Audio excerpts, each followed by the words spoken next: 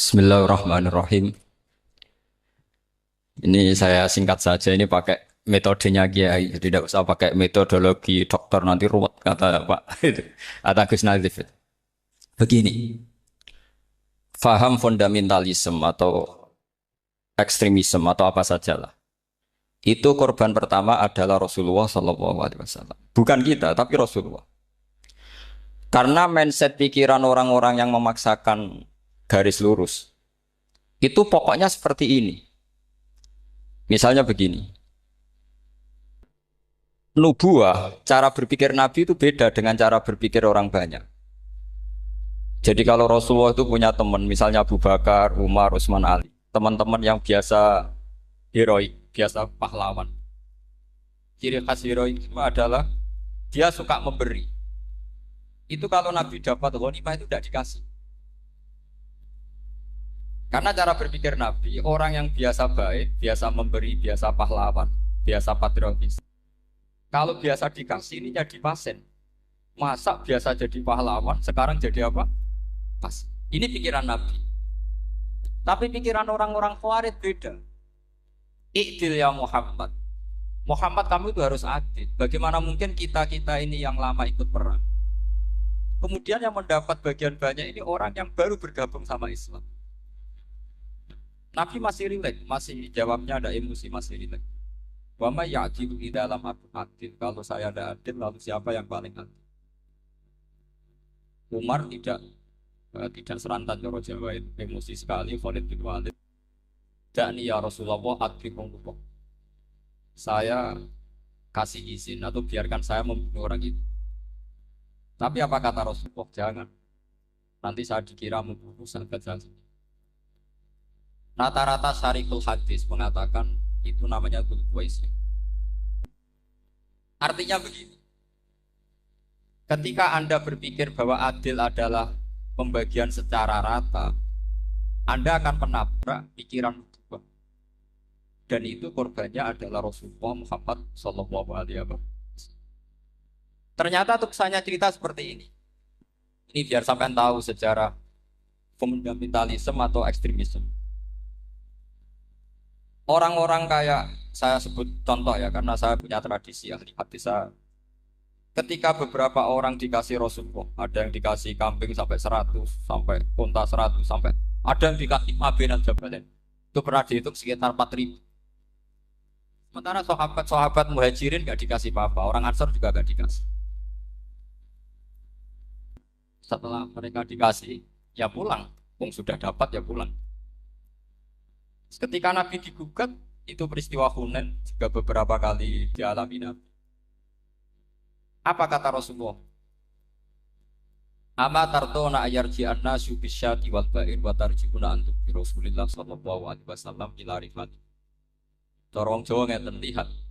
Mereka ketemu saya ini Nabi, saya ini Rasulullah. Tapi mereka minta saya itu kambing. Setelah saya kasih kambing ya mereka pulang.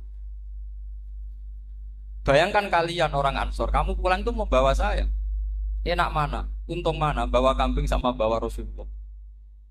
Baru orang Ansor nangis. Rodina ya Rasulullah, Rodina. Akhirnya Rasulullah ikut pulang. Orang Ansor ke Medina. Orang-orang Bedui Mekah yang baru Islam, gak ngurusi Rasulullah sementara untuk wedus pulang. Saman milih jadi orang Bedui apa orang Ansor? Ansor. Sekarang ya seperti itu. Kamu biasa heroik, biasa ngasih kiai kamu, ngasih hadiah kamu, biasa ngasih ibu kamu uang. Ternyata ibu kamu setelah kamu kasih uang, dikasihkan adik kamu atau kakak kamu yang nggak pernah kerja, terus kamu marah-marah, ini tidak adil. Saya yang memberi nggak dikasih, ini yang nggak kerja dikasih terus. Loh kamu biasa jadi pahlawan kok turun kelas menjadi apa? Pasien. Kamu milih jadi pahlawan apa pasien? Pahlawan. Jadi sebetulnya faham-faham ekstremis ini dari kegoblokan. Dari kegoblokan berpikir nubuah sehingga tidak punya rasa ibadah. Lah ini yang menjadi orang-orang ekstrem. Jadi korban pertama ekstremitas itu bukan sahabat tapi Rasulullah Shallallahu Alaihi Wasallam, yaitu Nabi dibilangin oleh mereka, "I'dil ya Muhammad, kamu kalau bagi harus adil." Pikiran mereka kalau adil sama rata sama. Jadi kalau pakai pikiran itu, saya minum di sini itu haram. Mau udah ikut bikin kok. minum. Enak tamu, teko-teko mangan, sing masak kangelan urung mangan. Itu jadi edan bareng gitu. Itu sama seperti kasusnya Bahram Al-Majusi itu. Dia itu seorang raja kaya, punya anak cantik. Dipikir-pikir, anakku ayu dirabi nang liya rugi, sing gedhekno aku sing rumah aku dirabi wong liya. Maka dia berpikir mau dinikahi sendiri. Karena tadi melihat Mas Nadiem kayak orang Kenya tadi, apa Nigeria, Nigeria. Malah gak layak itu maksudnya untuk orang. Ini Mas Nadiem ini termasuk harus mendukung gerakan tidak ekstrim. Nyawanya masih itu karena barokahnya beliau agak-agak gitu. Tapi nggak sampai liberal ya agak-agak pokoknya itu. Karena ketika ada gerakan ekstrim di Mesir, itu termasuk dia DPO. Ternyata setelah ada intelijen, beliau pas buka itu nggak makan dulu tapi rokok dulu. Wah ini mesti orang sekuler, nggak ekstrim. Akhirnya nyawanya sampai sekarang itu barokahnya rokok pas iftar itu pas. Saya tanya ini masih hidup ya mas ya? Ya pernah sepuh sama saya. Jadi pikiran-pikirannya Bahram itu seperti itu. Walhasil akhirnya Bahram itu menikahi anaknya sendiri. Masyhur itu dalam cerita. Jadi ceritanya itu ada seorang wali tidur di Masjid Haram sama Rasulullah, ditemuin gitu. Terus kata Rasulullah, salam saya untuk Bahram Al-Majusi. Ternyata dicari-cari nggak ada Bahram lain kecuali Bahram yang berdua, bahkan anaknya sendiri mau dinikahi. Ya cara berpikir karena seperti itu. Kalau kita berbuat banyak harus dapat. Itu bahaya. Bahaya sekali karena kalau dalam teori beragama itu al-yadul ulya khairum minal yadis sufla. Kalau biasa ngasih ya ngasih saja, itu heroik. Itu bagus. Jangan biasa ngasih sekarang bermental apa? Pasif. Makanya saya itu kalau ngajar di pondok yang dulu pernah saya belajar di situ atau yang pernah sepuh itu, dikasih itu bingung. Karena saya ya masih waras itu. Jadi kalau dikasih itu bingung. Tapi banyak juga guru-guru yang dulu ngaji lama setelah ngajar di pondok alma maternya nuntut. Itu saya tidak tahu itu. Itu sudah ada agak-agak kayak itu tadi. Walhasil si Bahram tadi itu, ini cerita harus saya teruskan karena nggak boleh diputus. Dapat salam dari Rasulullah. Ternyata di balik nakalnya dia itu pas mau bulan pertama, malam pertama itu ada seorang janda sepuh ke situ. Ganggu dia tentu ya. Ketika dikejar pulang lagi sampai 3 kali. Dia tanya, kenapa bu kamu begitu? Katanya saya ini anak-anak saya kelaparan. Kalau saya pulang anak-anak saya nangis minta makan. Saya ingin minta Anda. Tapi setelah saya ingat Anda ini majusi, saya mukmin, saya mukminah, saya pulang. Ya sudah bu, kamu di rumah saja. Nanti saya kirimi makan. Dikirimi sendiri, padahal dia seorang raja, orang kaya. Barokahnya itu dia dikasih tobat sama Allah. Dan paginya ketemu tamu yang mengirimkan salam dari Rasulullah SAW. Akhirnya Bahram ini menjadi muslim. Tapi intinya berpikir seperti tadi itu salah. Bahwa kalau saya jasa banyak harus mendapat apa? Ini cara berpikir orang-orang Khawarij. Begitu juga era Sayyidina Umar. Era Sayyidina Utsman, Ali. Itu juga ngalami orang-orang yang ekstrim. Misalnya begini, saya contohkan korban-korban ekstrim yang real. Sayyidina Ali itu masyhur, dia punya musuh besar namanya Muawiyah. Karena permusuhan ini tidak bisa dihindari. Jadi kalau dalam fikih Islam, ini anak-anak saya ajari fikih. Kalau orang mukmin membunuh orang mukmin itu hukumnya dosa besar apa kecil? Besar. Itu di bab kisos. Tapi orang fikih itu unik. Di fikih itu ada kitabus sial namanya. Di takrib ada kitabus sial. Dan di situ ada penjelasan mangkutila duna mali fahuwa syahid. Orang yang dibunuh karena membela hartanya atau keluarganya, itu dia mati syahid. Kalau dia posisi membunuh, maka malingnya atau penjahatnya muhaddarun damuhu. Gak punya hak nuntut kisos karena dia anggap gak ada artinya darahnya. Nah sekarang begini. Suatu saat ada garong ke rumah Anda, ingin membunuh Anda karena ingin mengambil harta Anda. Anda ingin ingat status mukminnya atau status garongnya. Terus kamu mau dibunuh diam aja. Saya tidak mau membunuh orang apa. mukmin atau membunuh orang muslim. Nah, kesulitan yang dialami Sayyidina Ali seperti itu. Orang-orang Khawarij cara berpikir ndak Ali ku geblek. Wong mukmin kok pengen mateni wong mukmin. Muawiyah ya geblek pisan. Wong mukmin kok pengen mateni orang mukmin. Padahal suasana sudah kacau. Ketika seorang penjahat mau membunuh yang punya rumah dan yang punya rumah ingin membunuh penjahat, itu namanya mukmin bentrok sama orang mukmin. Apa orang benar sahibul hak ingin mempertahankan haknya? Tidak sampai saya tanya. Itu sahibul hak, yaitu yang punya rumah ingin mempertahankan haknya. Meskipun dalam duel ini kadang terjadi pembunuhan. Nah di sini ini ya, ulama ahli sunnah menyebut masalah istihadiyah. Kelompoknya Sayyidina Ali mempertahankan nyawanya meskipun dengan cara membunuh pasukan Muawiyah. Pasukan Muawiyah juga mempertahankan nyawanya meskipun harus membunuh pasukan Ali. Zaman itu susahnya istihad seperti itu. Tapi orang Khawarij cara berpikir enggak, ini biang keladi masalah itu Ali sama Muawiyah. Akhirnya mereka malah rapat, ya sudah dua-duanya bunuh saja. Ya masyhur tuh, akhirnya Sayyidina Ali dibunuh oleh orang Khawarij. Makanya ini penting ya, pentingnya ngaji seperti ini. Jadi kamu harus dilatih berpikir nubuwah. Ya, dilatih berpikir apa? Nubuwah disebut al-ulama warasatul. Meskipun dengan cara yang ekstrim, tapi pikirannya saja, jangan perilakunya. Saya punya contoh sekian kasus, sekian tragedi. Misalnya begini. Saya itu dulu punya teman, dia soleh. Bisa baca Fathul Mu'in. Dia itu janggal, bilang sama saya, Gus, tidak biasanya Rasulullah itu agak-agak nyindir orang fakir. Ini kok ada hadis kadal fakru ayakuna kufur. Bahwa kefakiran itu mendekati apa? Kekufuran. Dia itu aneh sekali. Biasanya tidak biasanya Rasulullah ngeritik seperti itu. Walhasil, ini singkat cerita, anak ini ngalami satu trauma. Dia itu miskin. Gara-gara miskin gitu jadi burunya orang non-muslim. Dan sering disuruh nganter majikannya itu ke tempat-tempat lokalisasi. Dia mulai mikir, ini gara-gara fakir saya harus nganter orang ke lokalisasi. Mulai ingat dia, sedekah Rasulullah ini gara-gara fakir saya jadi pengantar orang ke lokalisasi. Suatu saat majikannya itu benar-benar bangkrut. Malah dari disuruh nganter. Pokoknya carikan yang cantik bawa sini. Pusing. Waduh.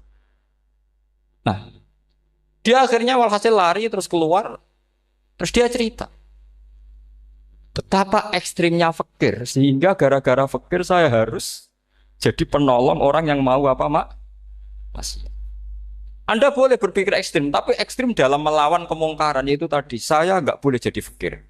Tapi takutnya fakir yang nanti jadi alat kemas.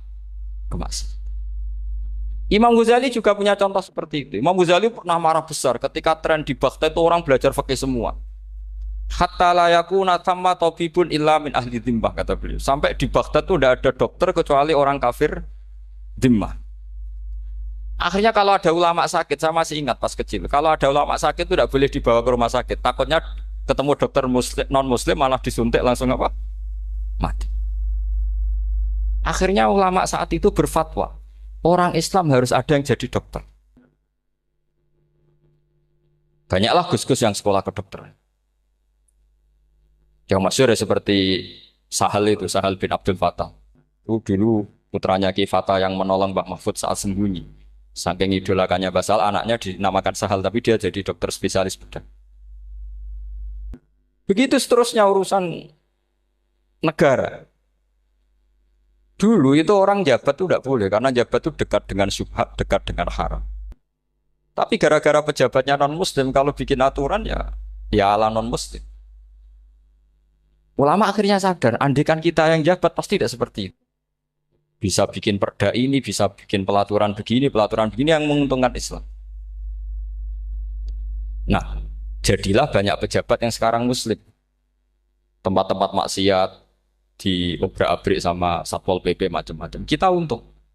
Tapi kalau orang-orang Khawarij pikirannya pokoknya pejabat itu dekat dengan haram, dekat dengan syubhat. Padahal dengan kita jabat bisa bikin perda atau apa yang menguntungkan Islam. Kemudian menjadi masalah baru secara fikih. Ini adik-adik dengerin biar kulino senam fikih. Kalau caleg soleh, misalnya Mas Nadif nyalek, ini tadi tak guyoni, mau jadi bupati ndak, kalau ya mau usah dukung. Jadi misalnya gini ya, Zaid sama Bakar, misalnya Bakar tuh orang soleh, mau jadi calon lurah. Dia tahu kalau dia lurahnya kampung lebih baik. Kalau yang jadi ini Zaid, itu kampung itu rusak karena dia suka dugem, suka macam-macam. Kemudian Zaid ini pasti jadi karena beli suara. Misalnya per kepala itu dibeli 50.000. Bakar ini kalau nggak beli suara kalah. Padahal dengan kalahnya Bakar artinya kemenangan kemungkaran. Itu zaman era Fathul Mu'in, muridnya Ibnu Hajar Al-Hitami. Ibnu Hajar muridnya Abu Zakaria Al-Ansori itu fatwa. Yang soleh ini wajib beli suara, bukan boleh, wajib beli suara. Nah, tapi ini namanya tidak nyuap, perlu dicatat. Ini namanya tidak nyuap. Jadi tidak bisa kamu kaitkan misalnya ar-rosi wal murtasi finnar. Yang nyuap maupun yang menerima suap adalah sama-sama di neraka. Tidak bisa seperti itu. Karena logikanya dibalik. Sekarang Bakar ini beli suara itu untuk membeli kebenaran. Untuk mengawal kebenaran. Zaid beli suara untuk menopang kebatilan. Berarti namanya Bakar ini penyuap atau pembeli kebenaran? Pembeli kebenaran. Harus dibedakan. Nah ini pentingnya ulama. Memang nyatanya seperti itu. Yang dikatakan nyuap, riswah itu adalah membayar uang li'ibtolil haqqi untuk membatalkan kebenaran atau membenarkan kebatilan. Itu namanya nyuap. Tapi kalau mengeluarkan uang untuk menghakkan barang hak dan membatalkan barang batil, itu namanya uang percuma. Nah ini pentingnya mikir. Jadi ulama itu mulai dulu sudah kelihatan. Nah sekarang sudah banyak orang-orang khusyuk yang biasa di masjid khusyuk. Kalau ditanya zaman akhir rusak kabeh, wong soleh-soleh wis nyuap. Kalau orang soleh ini tidak nyuap ya tidak jadi. Kalau nggak jadi mereka nggak ada yang jadi DPR, nggak ada partai Islam, habis malah Indonesia. Saya itu punya kenalan banyak pakar-pakar di Jakarta, itu cerita saya, Pak Baha. Indonesia itu solusinya gampang. Kita ini punya Bali. Punya Batam. Itu kalau Bali dimakaukan, Batam dikayakan Hollywood. Amerika kaya itu bukan karena hebat. Pornografi dijual. Tinju di Nevada itu dijual. Di Las Vegas dijual. Apa saja dijual. Kok tidak kaya itu gimana? Sementara Indonesia mau aur-auran gitu sukan partai Islam. Sebenarnya Indonesia gampang. Kalau ingin kaya, Bali itu dikayakan Hollywood atau dikayakan Makau. Jadi kota judi. Batam dijadikan kayak Las Vegas. Itu transaksinya pasti triliunan. Orang gamane wong wudo dijual, judi dijual, orang tinju dijual. Tapi gara-gara ada partai Islam, nyari rumus solusi ekonomi itu yang tidak seperti itu. Akhirnya kangelan. Ya, akhirnya rapat isuke. Tapi barokah tetap barokah partai apa? Yang menangnya caleg-calegnya rata-rata ya beli. Kalau tidak beli habis. Saya bukan menghalalkan nyuap, enggak. Kalau nyuap tetap haram ila yaumil qiyamah. Tapi kalau suratul masalah seperti ini kamu mengatakan suap itu beda. Ini suratul masalah yang tidak ada kaitannya dengan suap. Asal lawannya batil ya. Kecuali lawannya sama-sama hak. Dua calon di kampung itu soleh sama soleh. Ini yang soleh bayar nggak boleh karena siapapun yang jadi soleh itu nggak boleh. Makanya kalau cari musuh yang dolim biar halal ya. Iya, saya pernah ditanya seorang dosen. Gus, saya ini kalau baca sejarah perang Badar atau perang Uhud, yang saya tidak nerima itu satu. Kenapa setiap ghanimah, harta orang kafir dan istrinya orang kafir kok disita orang Islam, dan yang perempuan jadi amat, kemudian juga digauli orang Islam, yang hartanya orang kafir juga jadi asetnya orang Islam. Kok kayak garong? Dia tanya seperti itu sama saya. Terus saya jawab, kalau sampean ada garong dan kemudian bawa senpi, senjata api, kemudian garong Anda, penjahat Anda lumpuhkan, ya senpi itu harus Anda kembalikan. Monggo penjahat ini kagungan jenengan beto wangsul.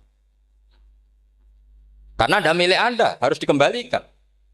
Wah, tidak bisa Pak, kalau saya kembalikan pasti dipakai jahat lagi, dipakai kriminal lagi. Ya sama kalau asetnya orang kafir dikembalikan ke orang kafir akan menjadi aset kekafiran lagi untuk menghancurkan kita. Nah perempuan juga sama. Perempuan itu alat produksi. Jika jika perempuan tadi dikembalikan ke orang kafir, maka kamu menolong populasi orang kafir.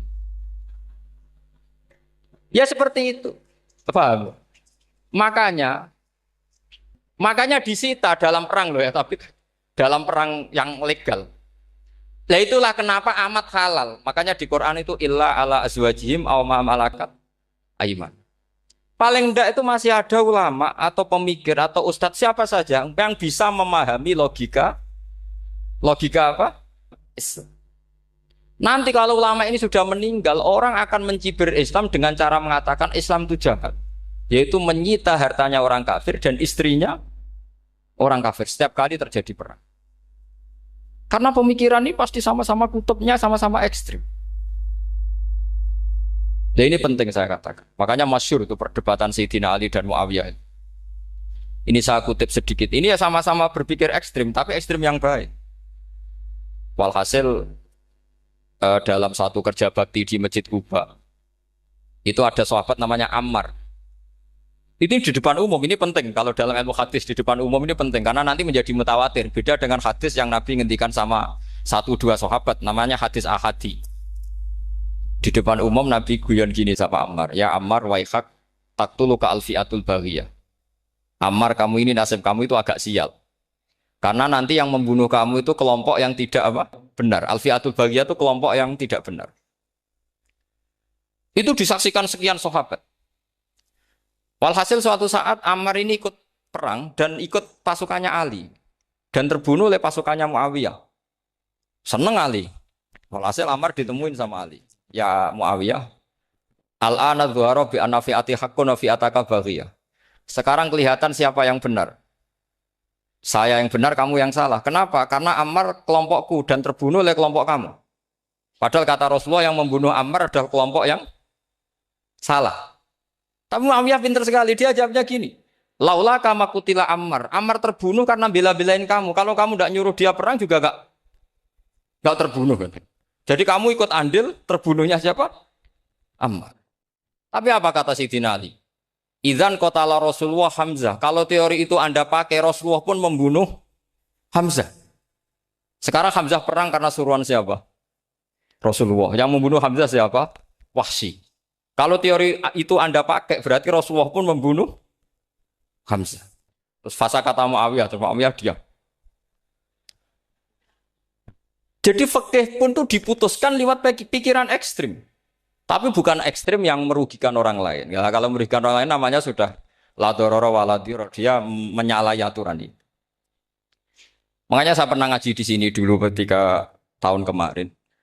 Fikih-fikih Islam itu punya rumus. Itu ya gara-gara pikiran ekstrim sebetulnya. Saya pernah nyontohkan adalah orang tuh kalau sholat jenazah itu mayitnya di depan. Itu ulama fikih tidak ada yang punya alasan. Mau hanya bilang gini, hakada wajadna salafan wa kholafan. Mulai dulu kalau nyolati mayit ya jenazahnya di depan. Ya hanya gitu saja, tidak punya alasan. Makanya ulama lain mengatakan tidak apa-apa jenazah di belakang. Yang sholat di depan. Kenapa? Fa innaha laysat bimanzilatil imam. Memangnya jenazah imam kok harus di depan? Itu ya tidak ada yang bisa bantah. Bagaimana mungkin harus di depan? Oh enggak, imam kok harus. Yang harus di depan itu imam, jenazah itu imam apa enggak? Enggak. Terus alasan kedua, sholat ghaib. Kalau ada orang mati di Surabaya, Mas Nadib di sini, sholat ghaib boleh enggak? Boleh. Jenazahnya di depan apa belakang? Belakang. Di belakang kan? Berarti harus enggak jenazah di depan? Ya dia mau ngakeh yang jelas kalau itu. Lah ini contoh-contoh kecil. Nah orang Khawarij itu orang yang paling tidak mau menerima otak-atik seperti itu. Akhirnya jadi goblok bareng tadi. Ya makanya Rasulullah pun jadi korbannya Khawarij. Muhammad kamu harus adil.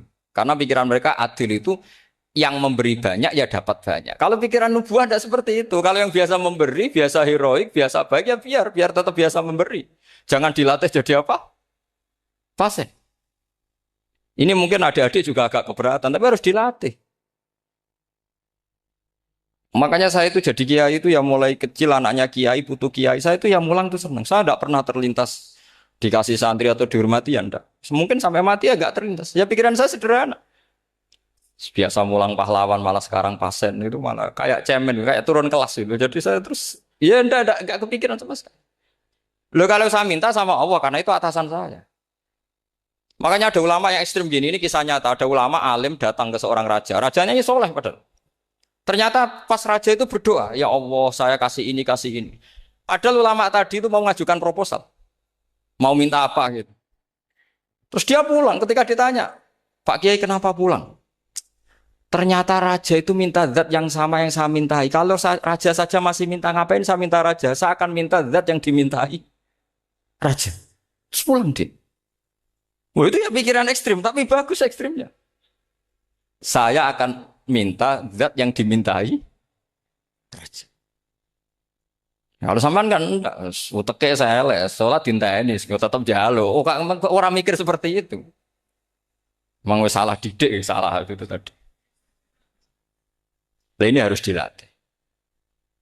Masyhur itu ketika Nabi pas Fathu Makkah itu, orang-orang Ansor komentari Nabi gini, ketika Nabi sangat happy di Mekah, sangat enjoy di Mekah, kata orang-orang Ansor, Amar rojul fa'adroka durok fatun fi ahli wa ulfatun fi asyiroti. Namanya orang pasti happy kalau di kampung halaman. Jangan-jangan Rasulullah itu nanti hidup di Mekah lagi, karena Mekah sudah dikuasai orang Islam. Beliau pasti kangen sama keluarga, sama Mekah. Tapi ya sama, ketika Rasulullah mulai ngasih itu, orang-orang Quraisy dikasih banyak, orang Ansor juga pikirannya seperti itu. Baru orang Ansor dilatih pikiran nubuwah, yaitu tadi. Mereka itu dapat kambing, dapat sapi, terus pulang. Kamu mendapat saya, milih mana? Milih Rasulullah Shallallahu Alaihi Wasallam. Sekarang kamu saya balik. Kamu punya kiai, kamu bisa memberi hadiah, memberi beliau. Suatu saat kiai Anda ini kaya raya, terus sering ngasih orang-orang yang nggak pernah berjasa. Kamu nggak pernah dikasih. Itu kalau pakai pikiran khawarij, kiai ini salah karena ngasih orang yang tidak berjasa. Tapi kalau kamu pakai pikiran nubuah, enggak. Alhamdulillah saya tetap istiqomah memberi kiai itu. Dan alhamdulillah nggak dibales. Semoga balasannya di akhirat. Ya sudah seperti itu. Kalau pakai pikiran gengsi tadi seperti itu. Masa biasa memberi sekarang posisi diberi. Saya rak turun kelas. Jadi sebetulnya pikiran ekstrim itu boleh, tapi untuk yang seperti ini bukan ekstrim yang tadi. Makanya ini disebut al-hujjat. Al-hujjat itu satu logika yang bisa mematahkan asumsi awal. Ini saya harap santri-santri matolek, putra maupun putri berpikir seperti ini. Sehingga sama. Jadi misalnya sekarang dibalik. Kalau ada orang NTT yang masih non-muslim, itu orang kafir yang harus dibunuh atau orang kafir yang harus didakwai. Mesti pikirannya itu, kalau Nabi itu ya semua yang didakwai Nabi dulu orang kafir. Nah, ketika Nabi di Mekah itu pertama ketemu orang kafir itu dibunuh atau didakwai? Didakwai. Ya berarti pilihan sekarang ya didakwai bukan dibunuh. Nah soal perang itu perang itu beda dengan membunuh. Ada janjinya, ada macam-macamnya, terus nggak ada solusi itu baru ada perang.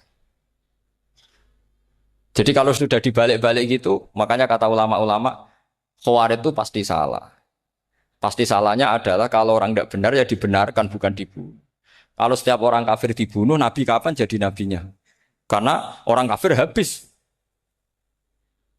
Jadi metode bil hikmati ya ada, metode hasanah ya ada, karena orang kafirnya sudah mati. Terus pertanyaan kedua, kalau Nabi harus ekstrim ngapain? Yang ngawal Jibril, halnya Israel lebih efektif.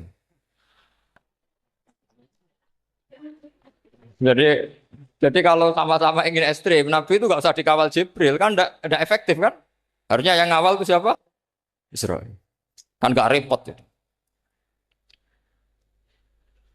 Nah, jadi saya mohon ini saya cerita. Jadi korban pikiran ekstrim itu bukan siapa-siapa. Pertama itu Rasulullah. Akhirnya Rasulullah menjelaskan, ya beginilah cara berpikir nubuwah. Jadi saya kira demikian. Nanti mungkin kalau ada tanya-tanya, ada pertanyaan. Yang jelas kalau seputar ekstremitas itu bisa latihan. Ya sebenarnya bisa latihan di fikih. Karena fikih ini cerminan dari pikiran ulama. Ya, cerminan dari pikiran apa? Ulama yang tidak tekstual. Ya, seperti gini ya. Tasaddaqa Rasulullah so'an min tamrin au so'an min akidin. Ketika zakat fitrah itu Rasulullah mengeluarkan satu sok tamar. Tamar itu kurma.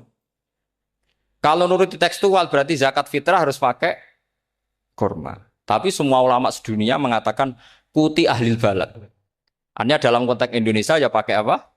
Beras. Berarti kata tamar diganti kut. Diganti apa? Kut. Jadi orang itu jangan diajak goblok bareng. Masa Nabi ngendikan tamar harus apa? Tamar. Makanya saya pernah debat. Pak Nabi itu cingkrang. Kenapa orang-orang itu rata-rata tidak cingkrang? Saya bilang, Nabi itu hidupnya di Mekah. Kenapa Anda hidup di Indonesia? Kata saya.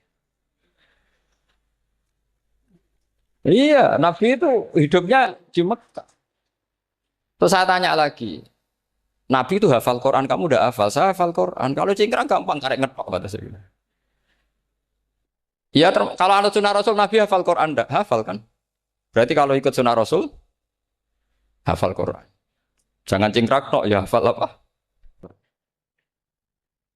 Ya sama poligami juga gitu yang tadi diceritakan Mas Natif itu. Nabi itu poligami setelah Khadijah meninggal. Apa mereka mau nunggu istri pertama meninggal?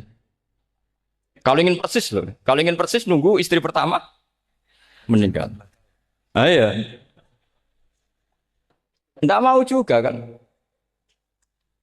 Ya biasa saja lah. Pokoknya yang dihalalkan syariat ya kita bilang halal, yang diharamkan kita bilang apa? Enggak usah sok suci isi sunnah Rasul. Saya punya banyak cerita. Abu Bakar itu dulu sering menghindari sunnah Rasul. Dulu Rasulullah itu kalau ada orang minta ya dikasih. Ketika Abu Bakar bikin Baitul Mal. Ketika ditanya ini zaman Rasulullah tidak ada. Kata Abu Bakar, huwa Rasulullah. Beliau itu Rasulullah. Mau gak dimanage ya negara tertib.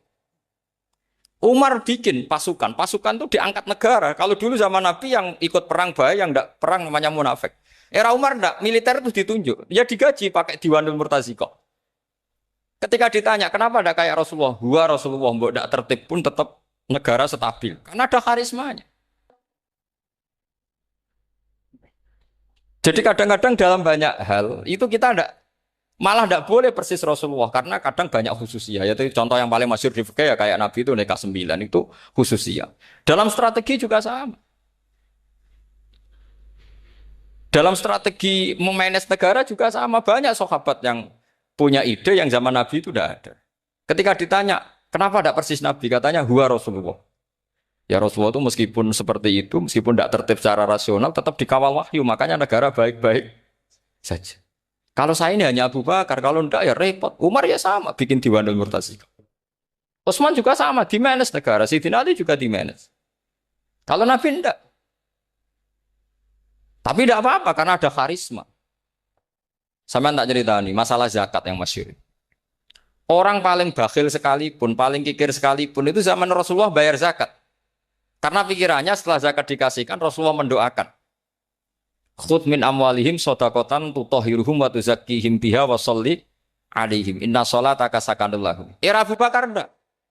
Sorry ya Abu Bakar, dulu kita zakat sama Rasulullah karena didoakan beliau. Kamu hanya Abu Bakar, saya tidak mau zakat. Ya sama lah seperti orang dipimpin ulama-ulama karismatik. Orang dipimpin Badola itu tidak usah metai, santri sudah nurut. Dipimpin Usman Nazif, gak bikin pelaturan, habis pondok. Kalau tidak ngancam, gak gini, ditakzir, gak gini, habis. Zaman Badola dehem tok santri wedi. Mas Nazif dehem, nah, makanya Rasulullah itu tidak banyak bikin pelaturan. Rasulullah itu kalau mau perang itu hanya bilang sahabat, saya besok ditantang Abu Sufyan di sini. Saya mau perang. Oh itu sahabat ikut semua. Orang melihat wajahnya, melihat karismanya sudah tertarik ingin menyelamatkan beliau. Kita tidak akan ridho Rasulullah keluar sendiri. Kalau Abu Bakar ya enggak. Pertama Abu Bakar pidato sudah sopan. Saya memimpin kamu. Ini qad wulitu walastu bi khairikum. Saya ini memimpin kamu, tapi bukan berarti saya yang terbaik. Jika saya benar maka dukunglah. Kalau salah ingatkan. Itu pertama orang-orang bilang apa? Fawwah la uqiman naka bisayf. Nanti kalau Anda salah tak ingatkan pakai pedang. Ya karena hanya Abu Bakar bukan Rasul. Jika diatur lah, ini ada militer, ada pengawal, ada baitul mal. Era Umar lebih modern lagi, ada Diwanul Murtazikoh, ada macam-macam. Ya Rasulullah nggak ada. Nah sekarang orang sidik-sidik muni sunnah Rasul, sunnah Rasul. Padahal ada sunnah Rasul yang khasnya Rasulullah sebagai nubuwah. Ya khasnya Rasulullah sebagai apa? Nubuwah. Coba Nabi itu istrinya 9. Semuanya cerita tentang tahajudnya Nabi, witirnya Nabi. Apa kira-kira Mas Nadif kalau punya istri 4 ceritanya tentang tahajudnya Mas Nadif? Kan enggak. Jadi saya mohon, nah, sebetulnya pikiran-pikiran ekstrim itu karena enggak mau belajar.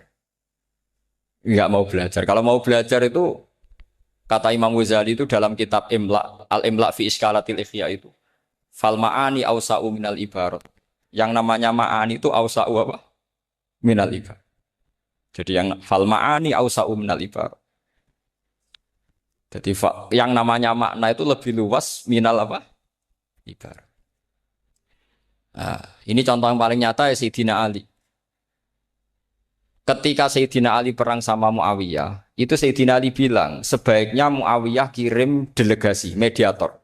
Saya juga kirim mediator. Terus orang-orang Khawarij karena tadi tekstual. Mahada ya Ali. Ini apa ya Ali? Lam yujad fi kitabillah. Aturan mediator itu tidak ada di Quran. Bahwa kalau kita perang harus ada mediator itu tidak ada. Terus Sayyidina Ali baca ayat wa in khiftum shiqaqa bainihima fab'atsu hakaman min ahli wa hakaman min ahliya. Jika lelaki dan perempuan, suami istri terjadi shiqaq, terjadi konflik, maka suami kirim satu mediator, yang pihak perempuan juga kirim mediator. Terus Sayyidina Ali ngendikan, wa amru Muhammad a'dhamu min amri rajulin wa imra'atin. Urusan umat Muhammad lebih serius ketimbang urusan hanya sekedar suami dan istri. Maka kita butuh hakam, butuh mediator.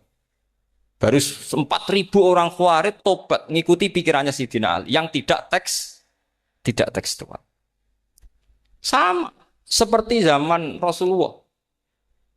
Ketika Rasulullah mau perang Badar, saya ini mau perang Badar kata Rasulullah. Musuh saya itu 1.000 lebih. Kalian hanya 313. Apa kita teruskan?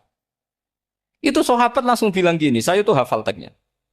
Idzan lanaqulu laka kama qalat banu Israil fathab anta wa rabbuka faqatila inna hahuna qaidun walakin idhab anta faqatila inna ma'akum muqatilun. Ini kelihatan sekali bahwa para sahabat sudah ada tekstual. Orang-orang Bani Israel ketika melihat Musa katanya sakti dan orang dekat Allah, itu cara berpikir orang Bani Israel gini. Walhasil ada perintah supaya Musa itu merangi kaum Jabarin. Orang Jabar ini gagah-gagah, pikirannya orang Bani Israel. Musa kami itu sakti dekat Allah, ya sudahlah sama Allah saja sana, tak tunggu di rumah kabarnya. Itu kan sama dengan santri semedit, roh kiai ini suka, kiai aku suka, terus tak pikirkan seperti itu. Ya sama seperti itu. Nabi ku kekasih Allah, mesti perang menang, serasa tak ewangi mesti menang. Fadhab anta wa rabbuka faqatila inna hahuna. Kok itu? Ya sudah kamu berangkat saja sama Tuhan, tak tunggu di rumah. Tapi apa kata para sahabat Ansor ketika Nabi minta supaya mereka dukung di perang Badar? Langsung bilang, idzan lanaku laka kama qalat banu Israil. Kita tidak akan bermental kayak Bani Israil. Ini tekstual apa? Enggak. Mereka punya mafhum, punya pikiran. Cara Mas Nadif punya kreatif.